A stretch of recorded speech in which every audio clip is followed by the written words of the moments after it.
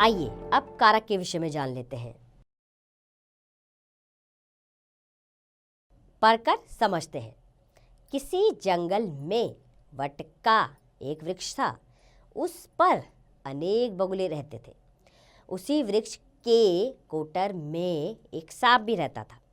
वह बगुलों के छोटे छोटे बच्चों को खा जाता था। इससे बेचारे बगुले बहुत दुखी थे। उन्होंने एक केकड़े को अपना दुख बताया। केकड़े ने सोचा, ये मेरे जन्म के शत्रु हैं, इन्हें ऐसा उपाय बताऊंगा जिससे सांप के साथ साथ इन बगुलों का भी विनाश हो जाएगा। यह सोचकर उसने कहा, वट वृक्ष से थोड़ी दूर एक नेवले का बिल है। आप नेवले के बिल से लेकर कोटर तक मछली के टुकड़े डाल दें ताकि उस रास्ते से जाकर नेवला सांप को मार दे।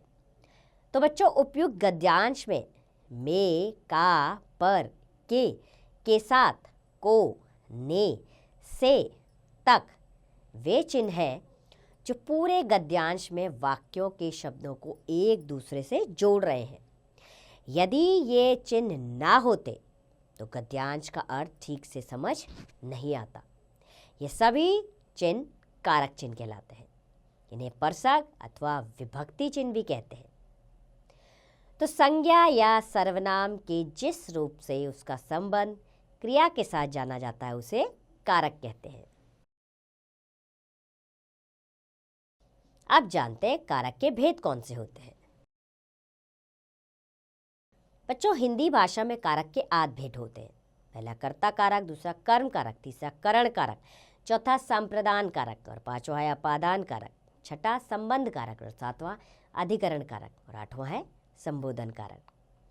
तो कारक के उपयुक्त 8 भेदों के लिए अलग अलग चिन्ह निर्धारित किए गए हैं जिनसे उनकी पहचान होती है। आइए जाने कि वे चिन्ह कौन कौन से हैं और कैसे उनसे कारकों की पहचान होती है। पहला है कर्ता कारक। इसका परसक विभक्ति चिन्ह क्या है? ने, और पहचान किसने, को, कौन। और दूसरा है कर्म। इसका चिन्ह है को, और पहचान कैसे होगी? क्या, किसको, कहाँ। करण कारक, से, के द्वारा, किससे, किसके द्वारा। संप्रदान, के लिए, को, इसकी विभक्तियाँ है, किसके लिए, किसको। अपादान, इसकी विभक्ति है से, अलग होने का भाव होता है इसमें, कहाँ से। संबंध कारक, इसकी विभक्ति है का, के, की, किसका, किसके, किसकी। अधिकरण की विभक्ति है में, पर, किसमें, किस पर और कहाँ। संबोधन, हे, अरे, और इसका क्या है? बुलाना, पुकारना।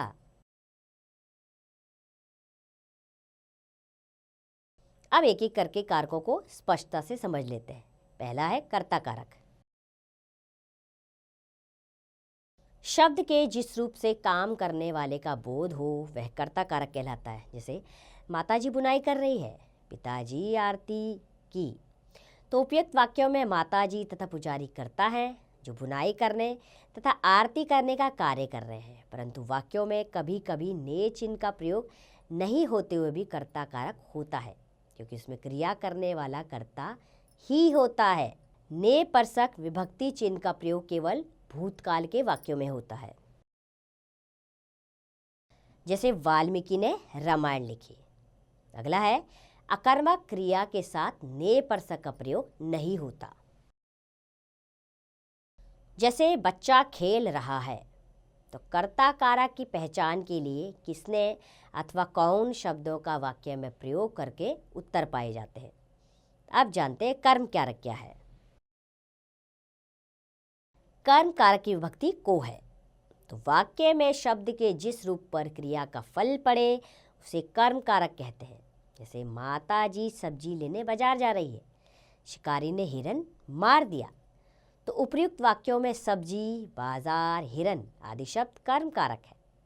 इन्हें बाजार तथा हिरन कर्म के बाद को परसक का प्रयोग नहीं हुआ है, परंतु यहाँ कहाँ, क्या आदि प्रश्नों से उत्तर मिल रहे हैं। जैसे माताजी सब्जी लेने कहाँ जा रही है? माताजी सब्जी लेने बाजार को जा रही हैं। शिकारी ने किसे मार दिया? शिकारी ने हिरन को मार दिया। तो वाक्य में कभी कभी 2 कर्म एक साथ आ जाते हैं। जैसे प्रथम वाक्य में सब्जी और बाजार 2 कर्म है। अगला है हमारा करण कारक जिसकी विभक्ति है से, के द्वारा। कर्ता जिस साधन या माध्यम से कार्य करता है उस साधन या माध्यम को करण कारक कहते हैं। जैसे हम ट्रेन के द्वारा मुरादाबाद जाएंगे, मजदूर ने चटनी से रोटी खाई। तो बच्चों, इन वाक्यों में ट्रेन और चटनी साधन है जिनके द्वारा क्रियाएं संपन्न हुई है, इसलिए ये करण कारक है। अगला है संप्रदान कारक। इसकी विभक्ति है के लिए को। कर्ता जिसके लिए कार्य करता है अथवा जिसे कुछ देता है उसे व्यक्त करने वाला शब्द संप्रदान कारक कहलाता है। जैसे नेताजी ने बाढ़ पीड़ितों के लिए भोजन भिजवाया, राजा ने गरीबों को दान दिया। तो उपयुक्त वाक्यों में नेताजी तथा राजा कर्ता है, इनके द्वारा बाढ़ पीड़ितों तथा गरीबों के लिए कार्य किया गया है। अतः बाढ़ पीड़ित अथवा गरीब संप्रदान कारक है।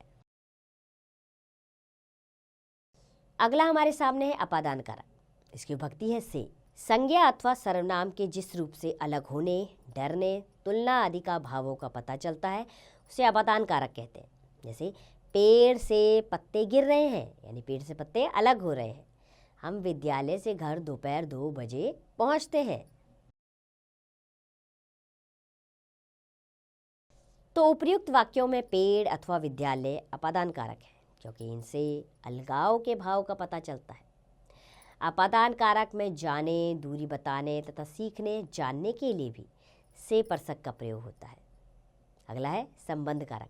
इसकी विभक्ति है का, के, की, रा, रे, री।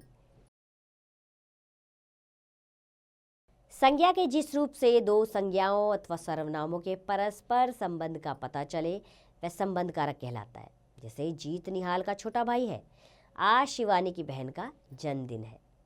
तो इन वाक्यों में निहाल का, शिवानी की संबंध कारक के उदाहरण है। अगला है अधिकरण कारक। इसकी विभक्ति है में, पर। संज्ञा के जिस रूप से क्रिया के आधार, समय और स्थान आदि का पता चलता है उसे अधिकरण कारक कहते हैं। जैसे पेड़ पर चिड़िया बैठी है, अध्यापिका कक्षा में पढ़ा रही है।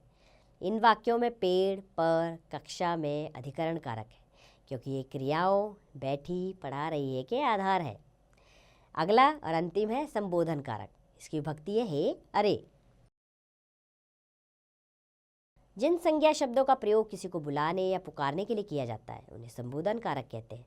जैसे हे ईश्वर, इन्हें सद्बुद्धि दो, बच्चों शैतानी मत करो। तो संबोधन कारक में विस्मयादि बोधक चिन्ह लगाया जाता है। आइए इसे एक बार दोहरा लेते हैं। संज्ञा या सर्वनाम के जिस रूप से उसका संबंध क्रिया के साथ जाना जाए उसे कारक कहते हैं। कारक चिन्हों के बिना वाक्य अधूरे और अर्थहीन होते हैं। कारक चिन्ह को परसक या विभक्ति भी कहते हैं। वाक्य में सभी संज्ञा शब्दों का संबंध क्रिया से जुड़ता है तथा क्रिया से संज्ञा शब्दों का संबंध कारक यानी चिन्हों, परसकों द्वारा जाना जाता है। कारक के 8 भेद होते हैं: कर्ता, कर्म, करण, संप्रदान, अपादान, संबंध, अधिकरण तथा संबोधन कारक। कर्ता कारक में ने परसक के अतिरिक्त से, को, परसकों का भी प्रयोग होता है। को परसक का प्रयोग कर्म तथा संप्रदान दोनों कारकों में किया जाता है, परंतु संप्रदान कारक में किसी को कुछ देने के अर्थ में को परसक का प्रयोग किया जाता है। से परसक का प्रयोग करना तथा अपादान दोनों कारकों में किया जाता है, परंतु करण कारक में से का प्रयोग साधन के अर्थ में किया जाता है, जबकि अपादान कारक में से का प्रयोग अलग होने, डरने, तुलना करने, जाने, दूरी बताने तथा सीखने, सिखाने के लिए किया जाता है। उम्मीद करती हूँ बच्चों ये पाठ आपको अच्छे से समझ आया होगा। अब आप इसका अभ्यास कार्य स्वयं कीजिए।